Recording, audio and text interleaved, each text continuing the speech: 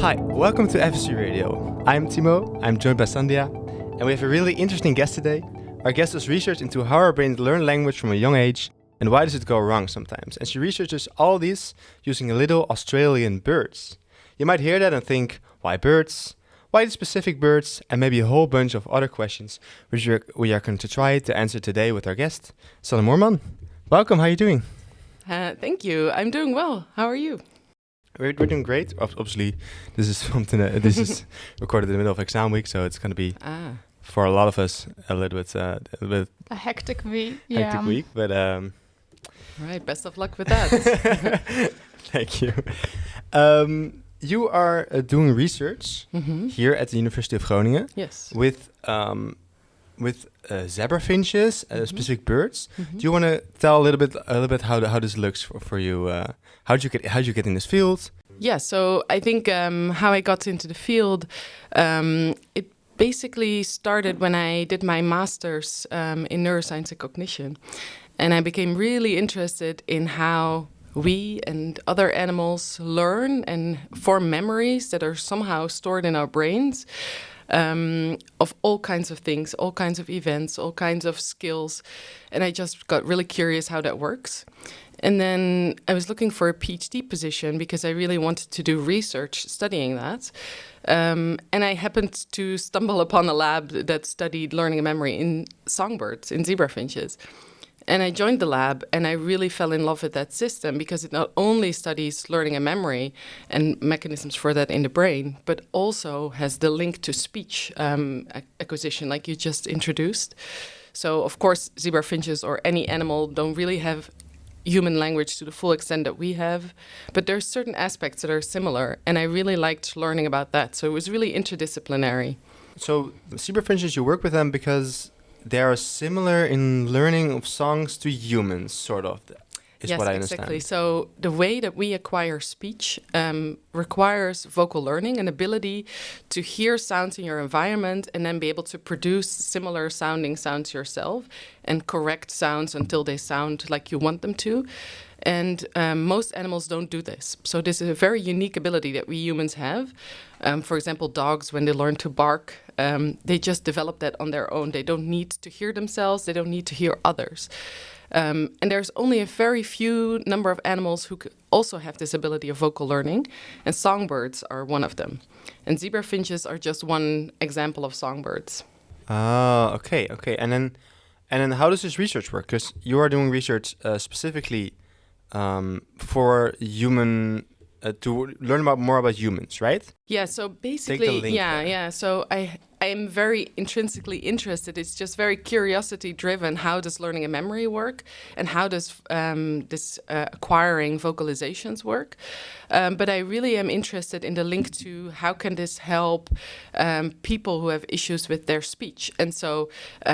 There's always some children who can learn to speak, it seems almost effortlessly. In reality, they also need to practice a lot. It takes a couple of years before they speak well. But still, it's just a natural process that unfolds. You don't really have to interfere with it. But sometimes this does not happen. And also, I feel very related to this topic of wanting to be able to be a better vocal learner later in life. So I'm now talking to you in English. Dutch is my native language. So yeah, it's really tricky sometimes to speak fluently in other languages. And then also maintaining good speech later in life, to maintain the fluency, the speed. It's actually not trivial. And so I try to apply what I learn in this animal model to be able to also help think through problems that are harder to study in humans. And what are these kind of problems you look at then? So one of the things I really like about the animal model is that we can really understand the details of how the brain gives the instructions for speech. And so a lot of things we know from human research by using imaging techniques that can look at brain regions that are active at certain points but not at other points in specific tasks, for example. But it's really hard to know exactly what are individual cells or connections between neurons. What are they doing? What is their role? What can we know? What is the process that went wrong when there are some issues with speech. And so those details in the brain, we really have a hard time studying them in humans, and animal models are the way to really understand that better. And so those questions is what I want to ask in my zebra finches. Do their brains then also look like human brains? Because I would imagine that's maybe different, or like that's a whole different thing then. It is a completely different thing in a sense. So of course their brains, zebra finches are really small songbirds. People may know them from aviaries, or some people keep them as pets. They're really small, so the brains are really small, but also the structure, the organization of a bird brain is very different from a human brain or a mammalian brain, where we have this outside layer, surface area of our brain is called the cortex, and it's really large in humans, and it's folded to even increase the size of it, so it's all shaped in creases. And in birds, the outside is completely smooth, and it's not that specific layer. It's not that cortical layer. But instead, there's clusters of cells within the brain that take on specific functions. And so it looks very different, but people have studied gene expression in these different cells, and have studied connections between cells and functionality of brain regions, and those are very similar. So the connections are very similar to humans, basically. Yeah, and functionality. So there's a lot of similarities, even though it looks very different. And then when you do this research, you just like this. You have microphones to zebra finches, basically. Yeah. That's why I pointed out that I felt like a zebra finch in this recording studio. So we have birds in basically sound booths, where we have microphones, speakers, cameras. We have everything to record their songs and then analyze all the specific details about those songs. And then we can combine that with studying their brain activity, or doing behavioral experiments where we play back specific songs to them. And now, very recently, we also have headphones for zebra finches. So you can imagine how small those headphones have to be. Yes. Wow. So we make them ourselves in our lab. Very lightweight, from carbon fiber material, doesn't matter. We have all these kind of small electronics that we can use. And this gives us the unique ability to manipulate what birds hear. And so we can actually change how they perceive their own song or songs by others in real time. And so we can give them this auditory illusion, and we can study how does that affect their brain development and brain activity. Oh, and why not use like a speaker, or like why specifically headphones? Because we are also really interested in how they perceive themselves. So when I told you what vocal learning is, so we need to be able to learn to make our own sounds, so speech or song. It's really important that we hear ourselves, because that's how we can adjust to really perfect how we produce these vocalizations. And we know that that process is really important, but the brain mechanisms for how that works are not as well understood.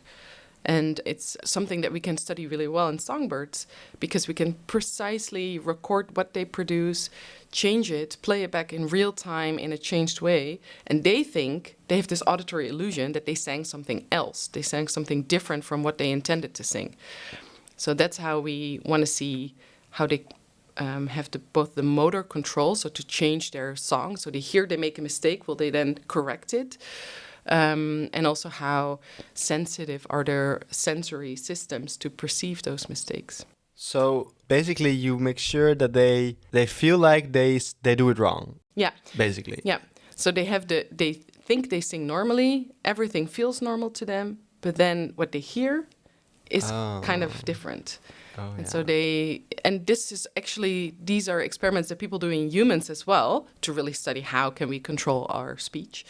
And I've been in those experiments as well. And it's very you don't really notice, because you immediately start to adjust your vocalization so that what you perceive in your ears is what you intend to produce. So you actually change your voice so that you can it sounds normal to you. So this is how we're constantly monitoring what we produce to adjust it. And this is something, and the reason why I'm interested in it is because it's so important for vocal learning. But also there's some instances where this is not as functioning as well. For example, in neurodegenerative diseases like Parkinson's that really affect speech, we know that this auditory feedback system is probably underlying that, but we really don't understand how and when and why and how to fix it. I was wondering, how do the birds recognize that it's them singing, not some other songbird? So it has to do with timing. So they know when they're producing, and this is really nerdy inside information, but when they produce a song, there's like motor areas in the brain that give a signal that say how to produce that song. And there's like a feedback loop in the brain to the sensory areas that says, I am singing now. And that suppresses responses to their own song. But when there is a mistake, that affects that suppression, actually. And when there's a delay, it also affects that suppression. So if you now start speaking, I know the timing is not right from my own muscle activity, or motor instructions for the muscle activity. And so then I know that it's you. So that's why the real-time playback through the ears is so important. It's actually not easy to do it in such a short delay. Yeah, I was wondering how to edit it just then and there. Yeah, so luckily someone else solved that problem and I can just use what they did, yeah.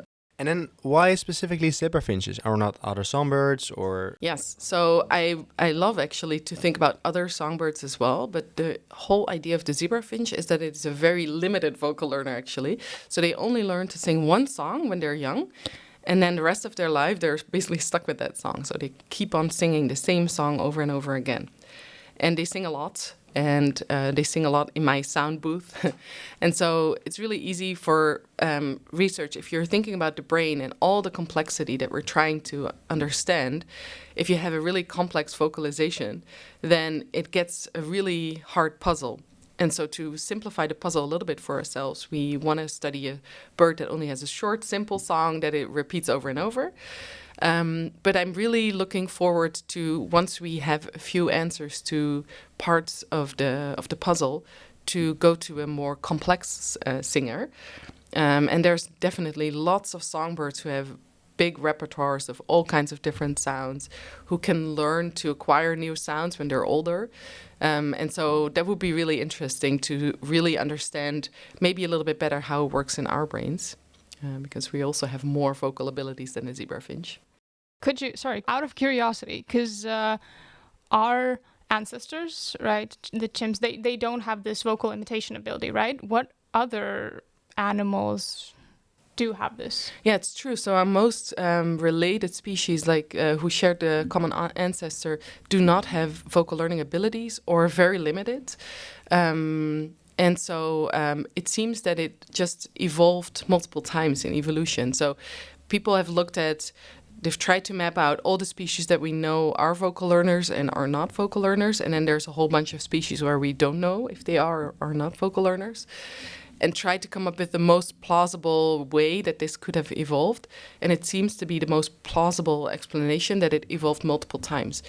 And it seems that it might be a solution to a similar problem in the environment. So it's helpful for humans to be able to learn our vocalizations rather than just have innate vocalizations. And it's also apparently was helpful at some point in evolution to the songbirds. Maybe, I know you mentioned that there's still some research going on, but are there any predictions to some advantages or disadvantages that this vocal imitation ability possesses? Yes, so it's actually quite hard to answer that question. We think it has something to do with being able to flexibly adjust to the environment. So there's more plasticity. You can learn whatever is available around you in your sensitive face. And probably it's just very important for these animals to be able to communicate this way. So people look at things like social complexity or group living.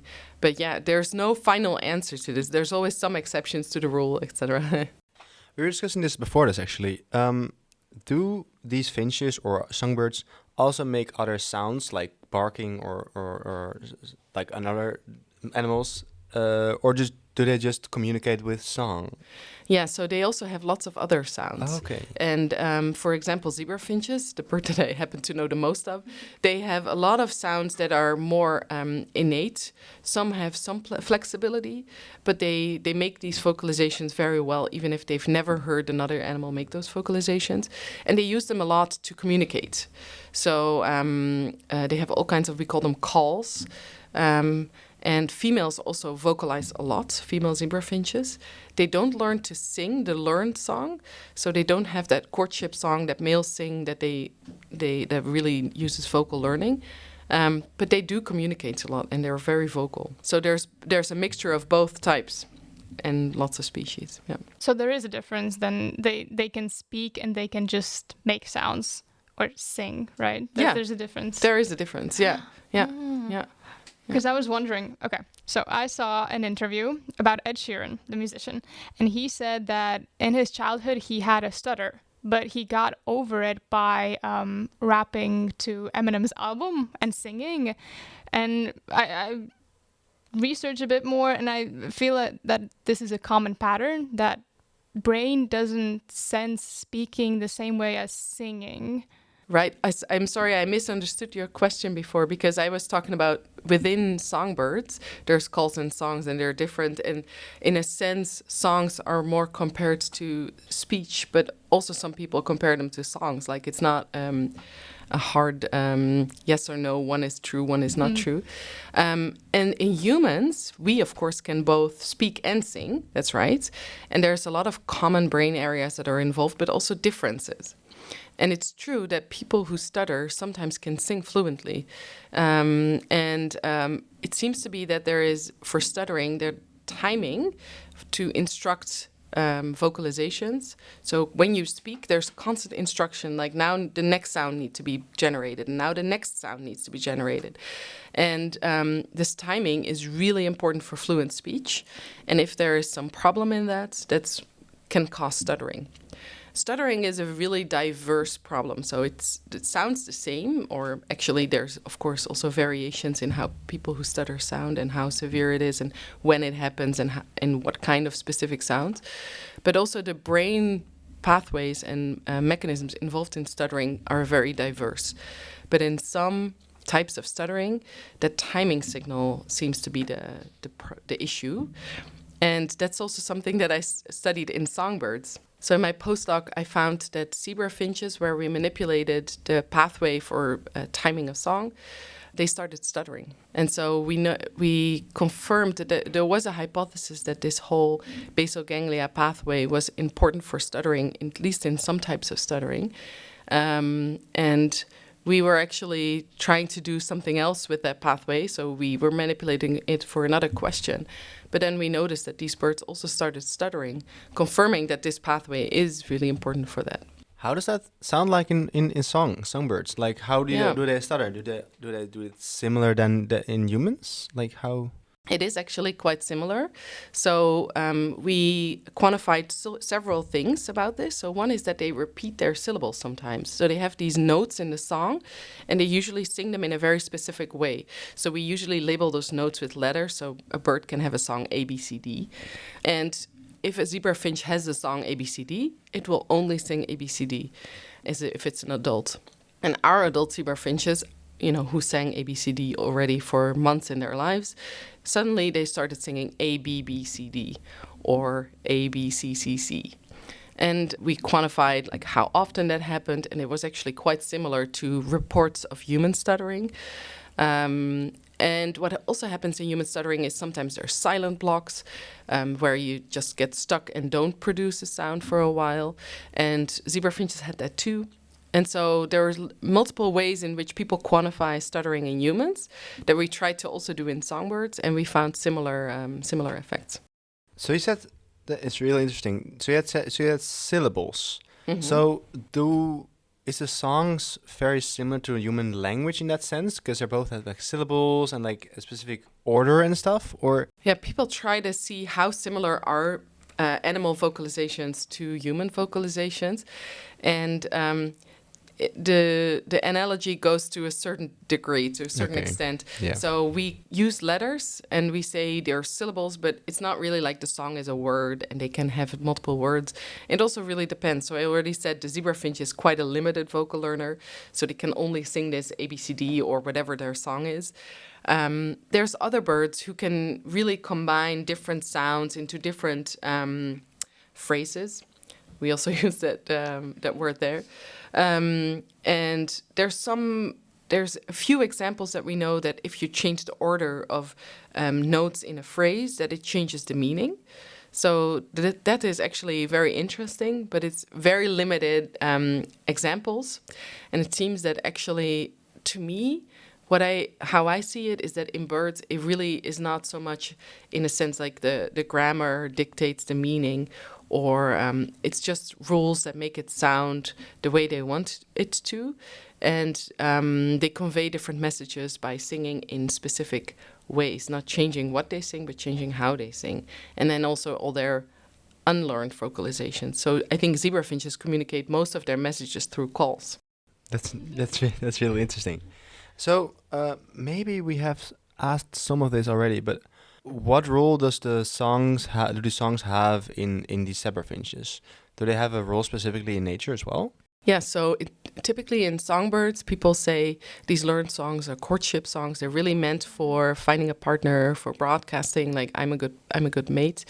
In zebra finches, it seems that it's actually probably a little bit different, because they in the wild they mate up very early, and they sing the majority of their learned songs after finding a mate. So we're really interested actually in my lab in studying what is the role of this song in zebra finches. They're kind of like an unusual songbird in that way. Okay. That's so cool. And you mentioned that males learn their songs from their fathers. Yes. And there are different... Again, I feel like we are always trying to view this through our human lens. Mm-hmm. So are there different languages in different regions, like accents and... dialects? Yeah. Yes. Yes. So zebra finches and all songbirds will learn the songs that they're exposed to when they're in their sensitive phase. So when they're in the most plastic phase to learn vocalizations. And so it often happens to be that if the parents take care of their young, when they're raising the young, then they hear their parents sing most of the songs. In zebra finches, only males sing, so it's the father. But if other males are around, they can also learn from those males. It's definitely true that some species have different types of songs wherever they live. So we call those dialects. And birds can very easily pick up, is this my dialect or a different dialect? And so people have also done experiments to see, do females prefer to mate with a male from their own dialect or a different dialect? And so the answers differ a little bit between species, I think, but that's definitely something that is an effect of learning, right? So if you all learn from each other and you're all in one region, you sound more like each other than like the other birds in other regions. That would mean that you could just alter the song of a zebra finch by a lot, because they're just getting another accent, or you can just change it by a lot, probably if you're in the sensitive phase. Yeah. And that's true. We use that in the lab sometimes too in research, where we train them instead of with a real bird song, we train them with playbacks of songs. And we can, of course, make artificial sounds. A colleague of mine in the United States once trained canaries with guitar songs, and they will learn to sing exactly the same song as what they're exposed to. Yeah. Okay. And why would you use that in your research then? To really understand how are they trying to match sounds. Is it just that fits their own vocal system the best, or are they really trying to match something? Could they match something that doesn't sound like a zebra finch? That's basically a question to really know, are they really vocal learners, or are they kind of like adjusting their innate sounds a little bit to sound similar? Yeah. So for my interest, to what extent can these zebra finches learn? Do they also always try to learn something? They try to learn things, but they are bound to some limits in terms of speed and the types of sounds that they can make. So they really can't imitate lots of completely different sounds. But some different species who are not too dissimilar from zebra finches, they'll imitate them. And then there's other species, so canaries are a little bit more flexible maybe. But for example, starlings, they're crazy flexible in what they can imitate. If animals are really, really good at imitating whatever sound, we call them vocal mimics. So they're really good at mimicry. And there's a few species that we know are just really good at mimicry. And I usually, in my lectures, I show a video from another Australian bird, the lyrebird. Superb lyrebird, and they can imitate chainsaws, car alarms, all kinds of like really different sounds from what they usually imitate, which is other bird species that are around. Starlings can also imitate lots of different sounds, so they imitate lots of different species of birds. But a group in Leiden has started this project that looked at imitation of starlings and parrots to compare what can they imitate, and they found that they were able to imitate R2-D2, from Star Wars. Yes, the robot. So very robotic sounds, right? Very artificial, very hard to imitate. But now you say it. I think R2-D2 does sound like a bit like a bird song, like the high sound-ish. Like it does sound similar. Now you say that, yeah. Yeah, but what is different is that so if you look at the sound in the way that we do in the lab, so we make spectrograms where we really analyze what frequencies are present at what time in the sound. There's something really unusual in the R2-D2 sound, which is basically you can only make those sounds if you have two voices. So we would never be able to imitate it, or we have to do some really crazy trick with our vocal tract to make it sound like there's two voices producing something, because there's at the same time a high and a low frequency, and then they get closer to each other, and then they get farther away again. So it looks like an X on the spectrogram. And starlings, they have actually two voices. All songbirds do. So they have two sets of vocal cords. Instead of having one in the middle of our trachea, they have two sets at the part where the trachea splits off to the lungs. And so they use one side to create one of those voices and the other side to create that other voice, to do a perfect mimicry of the crazy R2-D2 sound. That's very nerdy. Yeah. It's like they could sing a whole song a cappella. It's just fun. Yeah. So shout out to Michelle Spierings in Leiden who did this experiment. Yeah. Yeah. So parrots are part of this as well, probably, because they can imitate sounds as well. And they don't have those two voices, so they sound quite similar, but not as perfectly similar as starlings. If I'm citing their research, well, I think this is my conclusion that I drew from that. Yeah. I see. Yeah. Okay. What about crows? Because there's this video of crows can imitate humans, and it sounds so uncanny. Yes. Do they also have two, or just? Yes, they're songbirds, so they also have two voices. Yeah, all songbirds do, and then there's a different degree to which they really use them to produce separate sounds at the same time. So sometimes they use them in symmetric ways, and sometimes they only use one voice and then they switch to use only the other voice, and sometimes they produce two sounds at the same time. I was also interested, are there other vocal learners instead of like birds and humans? Are there more animals who can do this kind of stuff? Yes. And I think we will maybe also find more species, because not all species have been studied yet.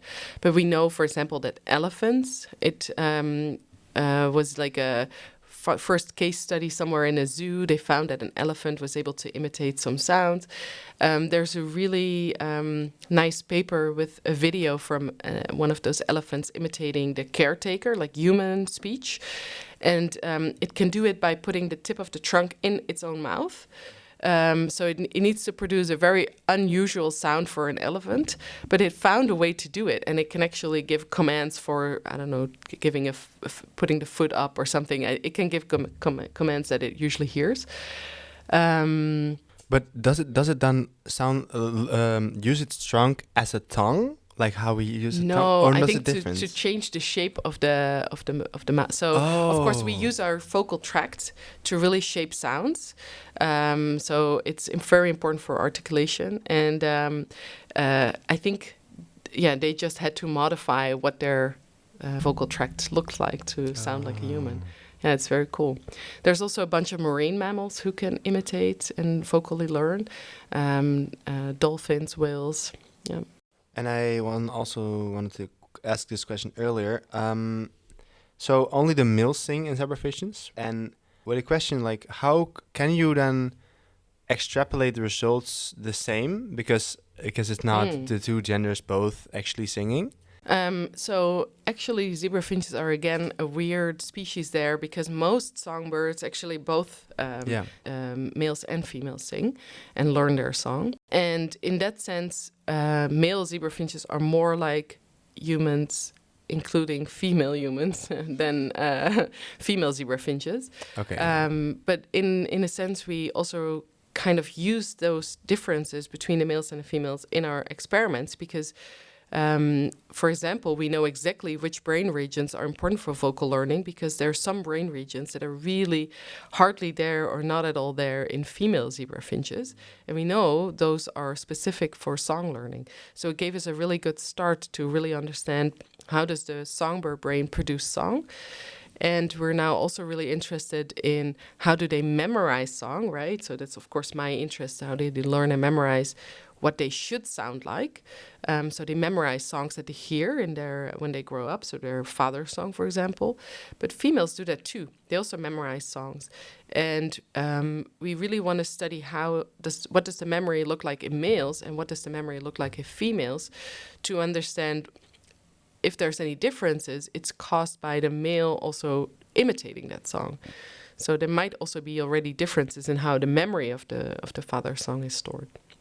So they don't have to see their father, they just have to hear it, right? To imitate. Yes, so just hearing is enough, but it helps if they see them and have social interactions with them. So that improves the learning. And so people have done like quantifications, like if you raise 10 zebrafinches with just playbacks through a speaker, or with 10 zebrafinches who can actually push a button or like pull a string or land on a specific perch to trigger playback of a song, or birds that can see their the bird that's singing, or can have actual interactions with him, then you can see that there's like gradual improvement of, or on group level, there's better learning in birds who can actually see and interact with the father or whoever is the bird that's singing to them. It's the same with humans, right? Mm-hmm. Because, my mother, she's a speech therapist, and she has noticed that a lot of toddlers nowadays really struggle with their speech. And there's a theory it's because nowadays parents just give them an iPad and they still hear sounds, but it's really hard for them to produce them because they're not seeing their mothers and fathers talk to them as often as somebody 30 years ago would. Yes, it's both really sad to hear that that's actually happening, and also, what you would predict from research, right? So it's what we understand of vocal learning is you need to have those interactions. So you need to be really engaged, full attention on each other. Also the feedback, so getting a response when you vocalize from the parent or whoever you're interacting with really helps. So also we see this in songbirds that, for example, the females who don't sing, they're usually around when the juveniles start practicing and they respond to the juvenile song. And that response really helps the juveniles to develop a better song. So just, looking like you think it's a nice sound, that really that really helps the learning process. Yeah. And have you also learned something from this research about like the learning disabilities or things that might go wrong in learning in children already? Is there some stuff you can learn from that or from other songbirds? Yes. So one of the things I found is that there is a division of labor so to speak, between the two brain hemispheres, so the two halves of the brain. And we have similar brain regions in the left side and the right side of our brain, but they don't always are active together. So, for example, in human speech, we know that the left side of the brain is slightly more active than the right side of the brain. And it is also more important. So if you have some damage to the left side of the brain, it's usually more detrimental to speech than if you have the damage on the right side of the brain. And we found that there's a similar thing in zebra finches. And we really started to look at what is the role of that left-sided equivalent of the auditory brain region.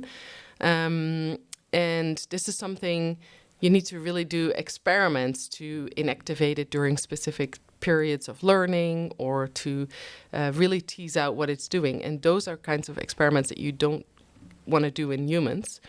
But it's really important to understand how important is that different lateralizations or different use of the brain hemispheres. And is it important throughout the whole development or at specific parts? Because you want to be able to make sure that you catch it early enough that you can try to see, oh, maybe you need to train, more to engage your left hemisphere more before you reach the age of so-and-so. So we're not there yet, but we do know that this is really important in juvenile zebra finches, and there is a specific timeline. So it's not always that the left side is more important than the right, but it really is for specific parts of learning, for specific parts of memory, actually, for memory formation of the father song. So for specific part of the learning process, yes. One hemisphere is important, and for another part, another hemisphere might be important, or just both? Both, yeah. And throughout the whole process, both are contributing. So it's not like black and white, but it's, it's true that it seems to be really important for memorizing while they're also practicing to sing. Yeah. Okay, so it's kind of just skewed to one hemisphere, I guess. Yeah, and also this hemisphere is really active during sleep. So it might also really allude to the fact that sleep is really important for any type of learning, including speech acquisition. And that hemisphere might also have a role in sleep supportive processes in some parts of learning. Oh, so it is just better to sleep on it. It is always good to sleep on it, yes. And now in exam week specifically, so don't study, too shortly before the exam. Give yourself some time to sleep on it and let it sink in. Oh, yeah. We need to reschedule the morning interviews now, Thimo. You mentioned that there's still some ongoing research about the brain hemisphere, but I was just wondering, because I've met people in my life that really excel at languages. Really, some of my friends they have no trouble picking up a new language. I'm going to be talking to them and they're going to be like, oh, I'm learning French, which seems crazy to me because I've always struggled with it. But I've always excelled in logical thinking in math while they struggled with it. Is it just a coincidence, or does there exist such a binary stance? Or that's a good question. So I think it's definitely true that there is a spectrum of how good humans are at vocal learning. There are some really examples of human vocal mimics. And I am also not one of them, unfortunately. And similarly, we have other types of skills. And it's true that there's different brain pathways involved, although there's also some overlap. But it's really, I don't know if it's that binary and if it's fully understood. Yeah. But there is a sort of I guess, sort of difference in people, or sort of a spectrum in people who can do specific language, good in language, and specific good in logical thinking, right? Or does this not exist at all?